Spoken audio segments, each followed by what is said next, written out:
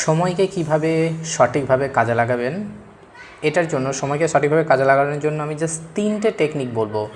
প্রথম যে টেকনিকটা হলো, দিনের শুরুতে কাজের অগ্রাধিকার ঠিক করুন। অর্থাৎ অতি জরুরি, গুরুত্বপূর্ণ, পরে করা যাবে যে কাজগুলো সেগুলোকে আলাদা করে ফেলুন এবং যেগুলো খুবই গুরুত্বপূর্ণ সেই কাজগুলোকে করতে শুরু করুন। নেক্সট যেটা করবেন সেটা হলো কাজকে ছোট ছোট ভাগে ভাগ করুন। অর্থাৎ ছোট ছোটোভাবে কাজ করে সেগুলোকে আচ্ছা আচ্ছা তুমি বলো।